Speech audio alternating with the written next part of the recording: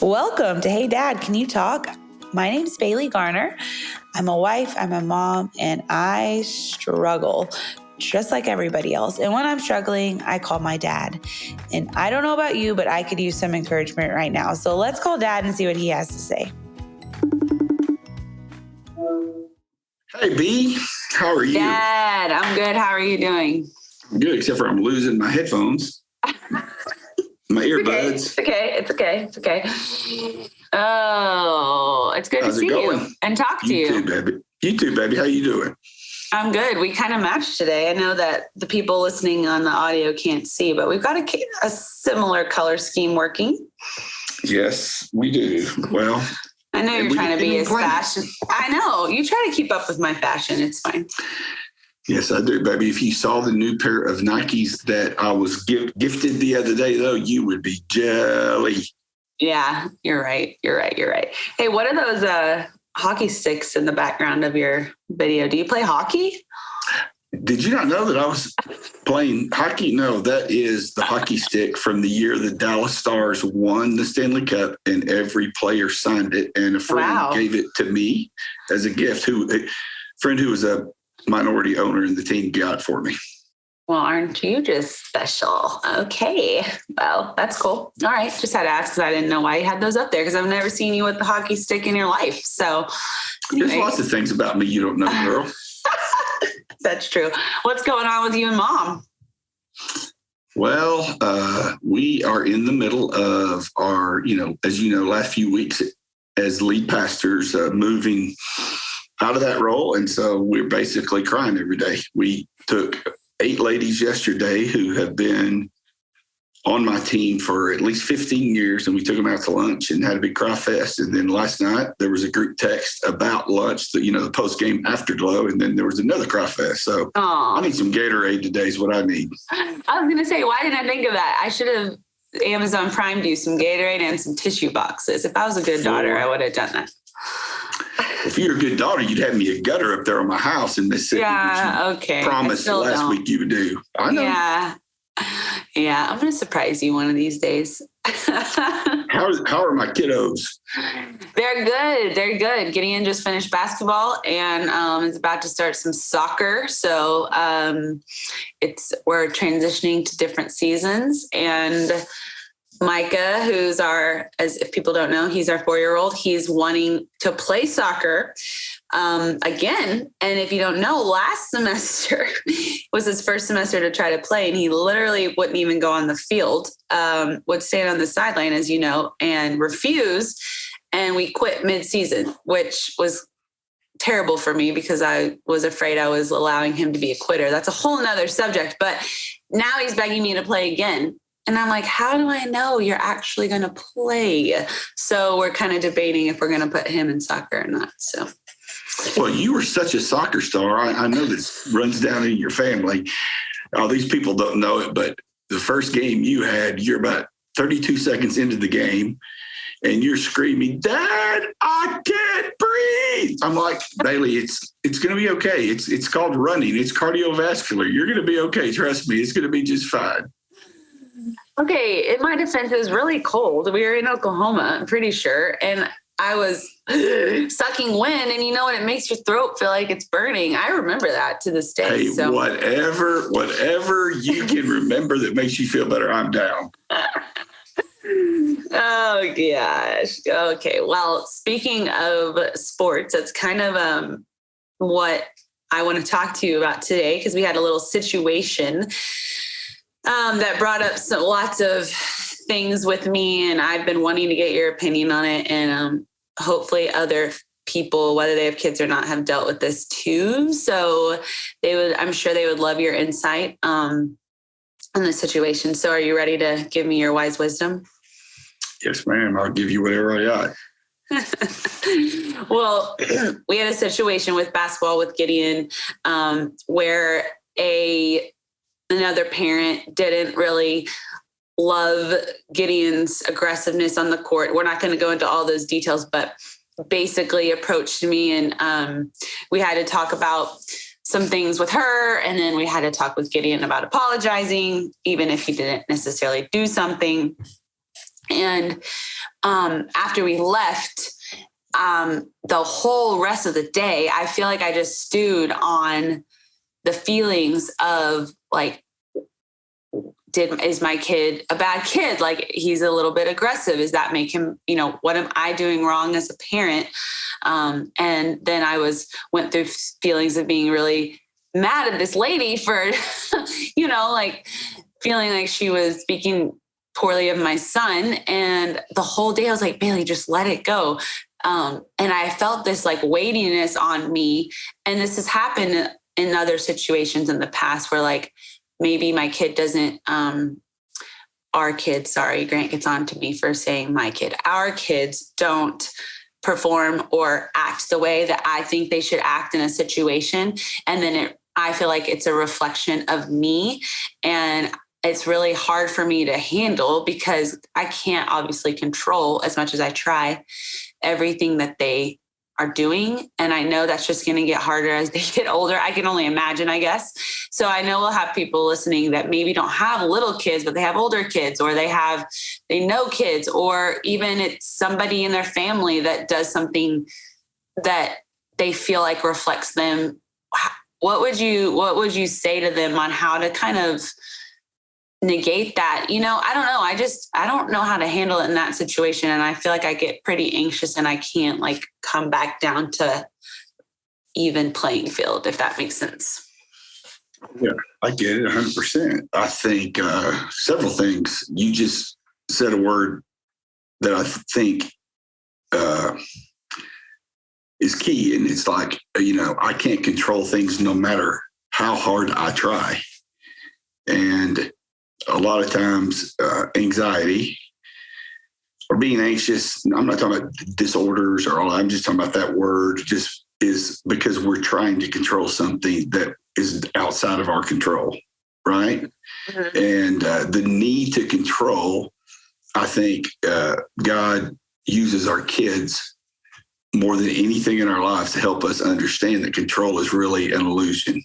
Mm-hmm. And so a part of that is just understanding that you have to constantly release the need to control. Another part of that is, you mentioned Gideon having a hard time saying he's sorry because he didn't do anything wrong. Well, at its core, that's this sense of justice. In other words, I want to be right. And I wonder in my life sometimes when I get, anxious in those kind of situations, is it, man, because I need to be right. I need that lady to know that my kid didn't do anything. And, my favorite story in the Bible about that is Joseph, who kept trying to prove that he was right. And when he finally stepped back and decided that he was going to let God be in control, then God did something. It's almost like with your kids, like every time you step in, God steps back, right? And when you finally step back, God will step in and do what he's promised to do. But thirdly, I think the biggest thing, and then we can talk about it, it's this sense of this battle that moms and dads have to find their identity in the behavior of their kids. We know, we've been to Sunday school, we know that the gospel means it's not what you do, it's what Jesus did. It's not performance-based. And that we're his child because he loves us, not because, we work for that reward. Well, but sometimes then it comes out in other ways. Now it's, for you, you may need to consider, ask the Lord, man, is this like I'm finding my identity in the performance of my kids? And if so, just recognizing that is the beginning of that. I think the beginning of finding freedom from that, which, by the way, when you find freedom, you release freedom into the life of your kid. When you have to be in control, you have to be right, you bring that into the life of your kids. So the greatest gift you can give your kids is a healthy you with a healthy identity. Yeah, no, that's good. I definitely struggle. I mean, I can think about even times when he was a baby and how I now, honestly, and I don't know if this is the healthiest thing to do, but I avoid situations where I know maybe, I don't know. I feel like there's a balance. Like maybe they're not going to react the way that I think is going to be good in that situation. And I know it's going to stress me out or make me feel anxious. So I just don't go.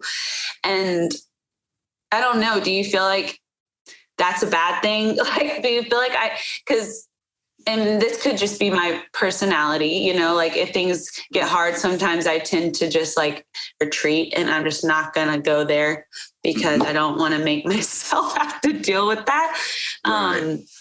So how do you do that? Like, do you, if you know, there's going to be situations where you can feel that anxiousness because of how someone else is acting in your life. What would you do? Would you just avoid? Would you try to go? Like, I don't know. I honestly don't know where to go from here, if that makes sense.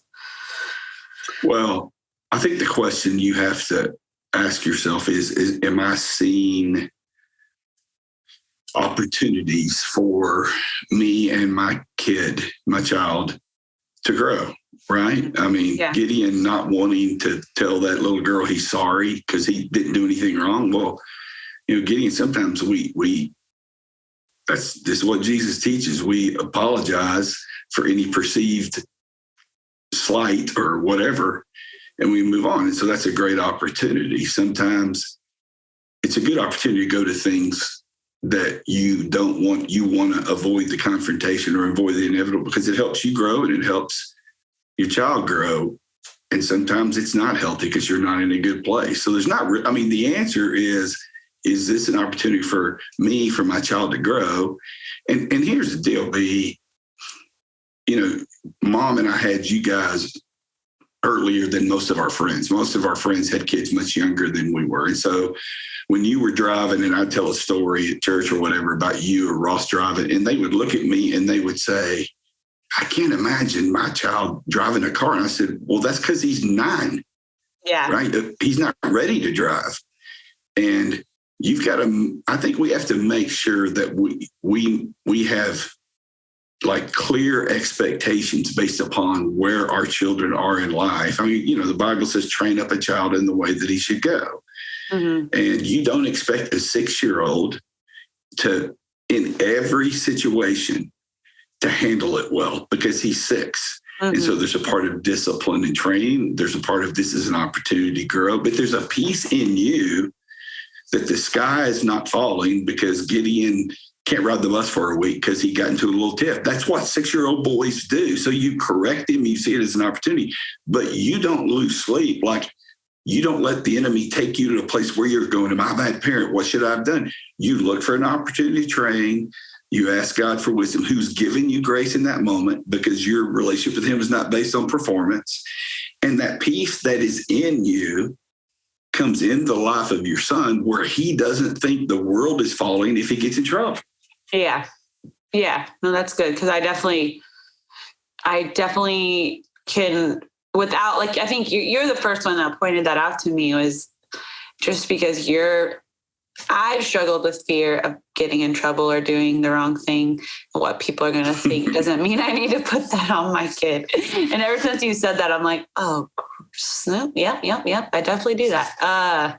No, I'm laughing because when you were like in 4th grade, I had to tell your teacher, hey, seriously, we don't beat her because if you made a mistake on a paper, the world had come to the end. And it was like, no, really, we're not spanking her at home because she misses one on her quiz. And that need for perfection, instead of looking to God to give you progress in an area, I mean, that will suck your soul dry. Yeah. And yeah, definitely. And I really hope to help Gideon not feel that way as he gets older, because I still struggle with that in silly situations, and I just have to be aware of it. You know, I don't know. So I think I get worried that here's me worrying about worrying.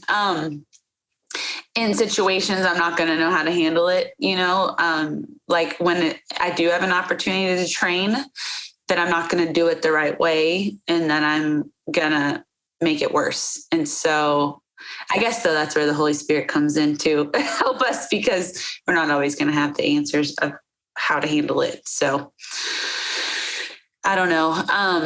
Well, another question I kind of wanted to ask you is because when that day that happened to me, I could feel like all of those thoughts were over. That's all I could think about all day. And like, to the point it was affecting, even Grant was like, "Are you okay?" I'm like, I just feel this like cloud over me for some reason. And I just kind of felt that like tightness in my chest all day because I just was worried about it. And honestly, my instinct was to like call a friend and vent and, like do something, which I did call you. So, but to call a friend and be like, listen to what happened, to make myself feel better. And I really felt the Lord be like, no, don't do it. You need to forgive her. And I was like, I don't know. And I really all day, it took so much back and forth between me and God talking about how to forgive somebody that you feel like doesn't like, but they didn't, why do I need to, like I didn't do anything wrong, if that makes sense. So I don't know. And so that's kind of a 2-part question is if you're feeling all those anxious feelings or you can't get it out of your mind, first tell us what are some things that you do to get your mind out of that cycle? Do you know? It feels like you're just going downward. I think I know you've heard me say this before, but the dumbest thing to say to somebody who's in a cycle is, well, just quit thinking about it. Mm-hmm. So you have to think about something else. You have to redirect your mind. Take every thought captive is what Paul said. And for me, many times that's okay. I need to listen to some music. I need to read a book. I need to read the Bible. I need to focus my mind somewhere else. And when I'm in those cycles of anxiety, I have to be very aware of how, it's not this take every thought captive. It's not like a one-time event. It's ongoing. Right. Mm-hmm. And so I was talking to a guy just this week about who's battling some serious panic and anxiety. And among many things I told him, one is man, you have this mind that is so inquisitive, this gifted mind but the problem is you're focused in the wrong place. Now you've got to go to this place. That's why the 40 I Ams has been such a big deal. For me, it's a place for me to say these statements about who God says that I am and say things out loud. And my mind shifts. It shifts to the truth of those things, but it doesn't happen in a second or 5 minutes. You kind of have to fight for it. Yeah, no, that's good. Something I heard you say on TikTok the other day when I was just scrolling through and there was your face. Let's just stop for a moment and say that you just said to your father, something I heard you say on TikTok. Baby, I'm hip. I'm just telling you right now, I'm a hipster. You've made it. But was when you're having anxious thoughts to do something I think you said counterintuitive or like the opposite. So for example, when I was having anxious thoughts, I wanted to call somebody and vent and like, just like feed that like feeling I was having. Yep. So what would be the opposite? Like what would you say would be the opposite of doing that? Like reading the 40 AMs or praying, or do you have any other things when you want to talk more and feed it? How do you kind of not feed it? Do you know what I mean? Yeah, I journal, baby. That's a big thing for me. I get a little notebook. I write down what I'm feeling. I write down, I'm feeling like I don't want to forgive this woman, even though I know I should.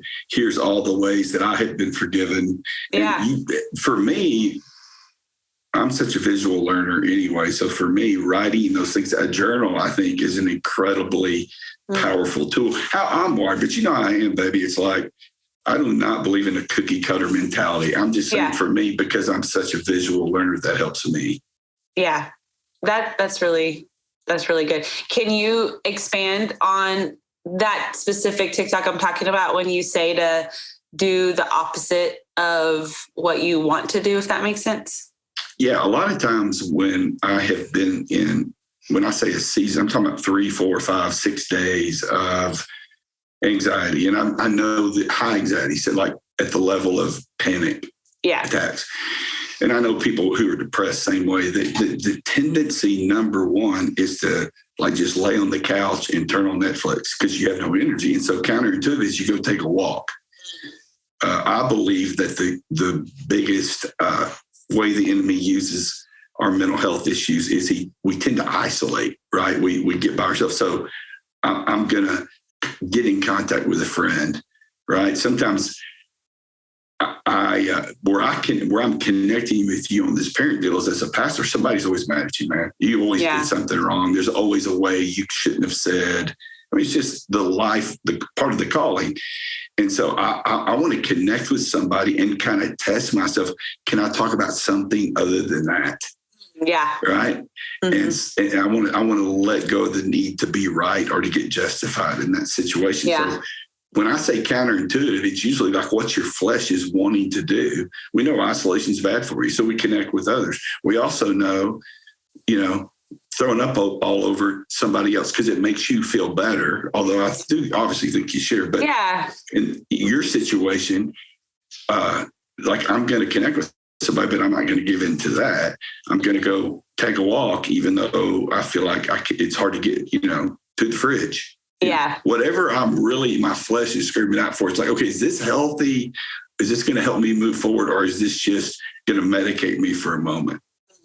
Yeah. No, that's good. Oh, all this stuff I'm going to have to write down and post on my mirror so that I see it every day.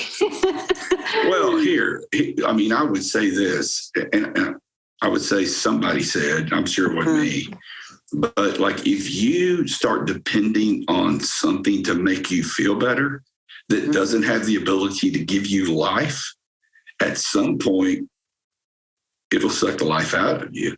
And so you have to be really careful that what you're giving yourself to so that you'll feel better has an ability to bring life to you and not bring death. I think that's really important.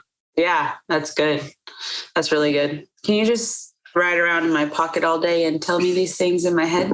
You know that I would love to do that. Let me just say this in closing, because you always ask me, what's one thing I would say? Yeah, that's what I was next. I was going to ask you. I would say that the challenge of parenting, the enemy always takes something good and he forces it into something bad. It's good to be a mom. It's good to be a dad. It's those maternal instincts are from God, but the enemy wants to twist it into you finding your identity in your child's performance. Don't ever, that's a fruitless endeavor.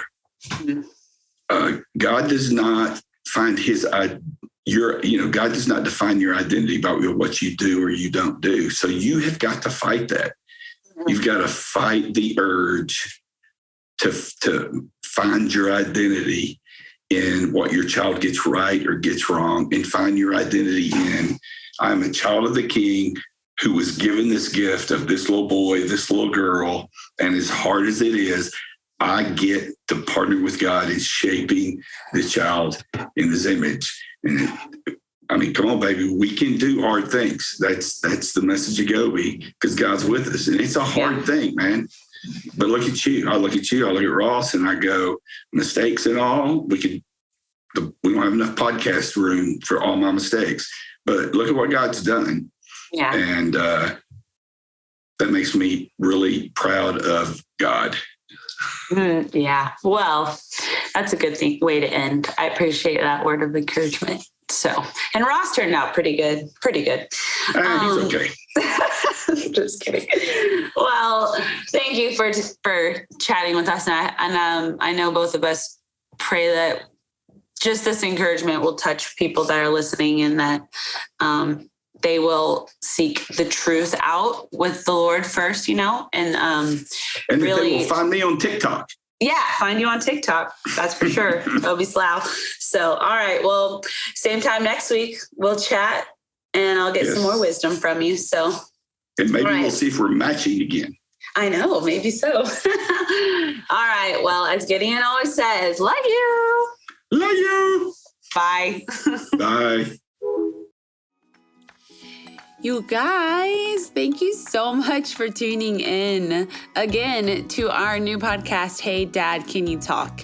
I hope that you walked away just feeling encouraged and gaining just a little bit more wisdom than you had before you joined us. And, there were so many nuggets that stuck out to me. One of them being that when Dad said God uses our kids especially to show us that control is really an illusion. Yikes, that's true. But not only that, I loved this sequence that he encouraged us to do as parents. Look for an opportunity to train your child, then ask God for the wisdom and the grace on doing that, and to fill you with the peace. And then when he fills you with the peace, ask him that and know that it will come out into the life of your child, where the child doesn't think that the world is falling if he gets in trouble. I don't know about you, but I could pray that over myself personally. And so, I don't know, that was a really good reminder for me to not find the identity in how my kids are acting or how other people perceive them, but finding my identity in God first, and then realizing that I have a really awesome and unique opportunity to partner with God in training up my child. So share this with a friend if you learned something. We would love to encourage other people, and check out our show notes too, because we have an awesome team that works really hard at linking some really cool and helpful resources that I know you'll want, including the 40 I Ams that we what's the word? we referenced. And not only that, check out Dad on TikTok. Like he said, we'll link that as well, because I know that when you're scrolling that TikTok, you just sometimes need some encouragement, and he will pop up and encourage you greatly. So we're so glad you're here, and we can't wait to be with you again next week.